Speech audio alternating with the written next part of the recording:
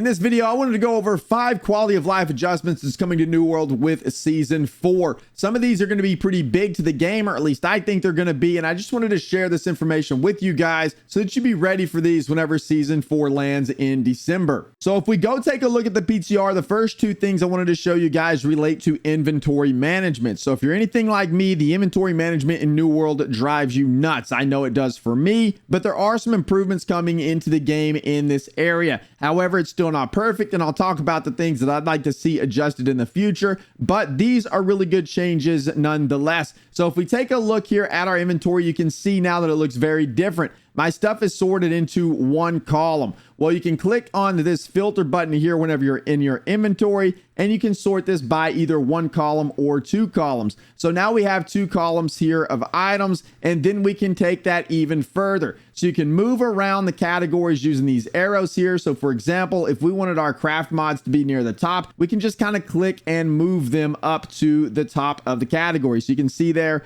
the craft mods moved up. In order to move them, you can also just simply click, hold, and drag, and you can move your categories anywhere you want them to go. So this allows you to put things like your weapons and armor up top, and your resources or your mount charms or whatever you're not using as much down below. You can also hide those categories just simply by clicking on the filter and then clicking on whatever you want to hide. So if I uncheck apparel, for example, you can see that it disappears. It'll show you here that you have some things filtered so that you know that everything is not showing in your inventory. So if we click the all button now, that little filter goes away, and that tells you that everything is now showing within your inventory. So a pretty nice quality of life adjustment coming into the game right here. You're going to be able to sort your inventory a whole lot better. So now you can do either a 1 column or a 2 column layout, and you can move your categories exactly where you want them, which I find to be quite nice. However, a couple of things that I would really like to see, or one really big one I would like to see, is the ability to take an item here and just move it within that category. That would be so nice. I think this would be particularly useful for something like potions, for example, whenever you have a lot of the same type of potion in your inventory or in your storage, and you want to move them close to one another. Like right here, we have some mana potions. I would like to just move them against one another so I can see how many I have at a glance,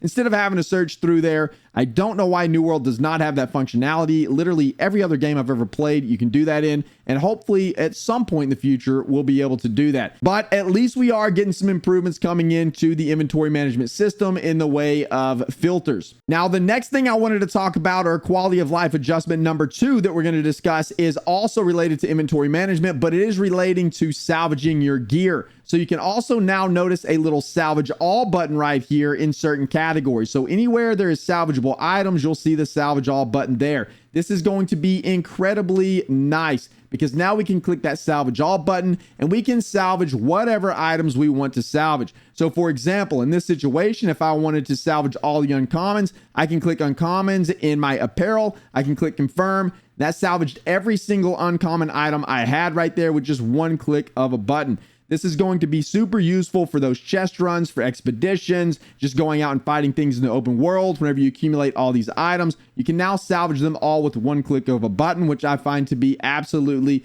incredible. We can also do that with the blue items. You can see there they disappear. We can do it with epic and legendary. We can salvage all, and it's all gone. And it also seems like they have fixed the massive confirmations that pop up on your screen, or at least that's what it looks like on the PTR. Whenever I go over here and I salvage a legendary weapon, you can see that we do not get the big confirmation on our screen. If you've ever watched my stream, you will know that drives me absolutely nuts whenever I get a lot of items from an expedition and I'm trying to mass salvage legendaries that I don't want. And I'm going through here salvaging them, and you get the massive thing on your screen. It just causes all kinds of headache whenever you're trying to salvage a lot of items at once. So it looks like that's now fixed in the PTR as well. Hopefully that'll make it into live too, because that will be a great quality of life adjustment as well. So for the first 2, we have inventory management filters and the inventory salvage system at mass, which are both excellent changes in my opinion. And the next 2 changes we are going to look at are related to movement tech. So there's a couple new movement options in the game, or a couple new movement changes in the game that we're going to go over. The first one is the new jump.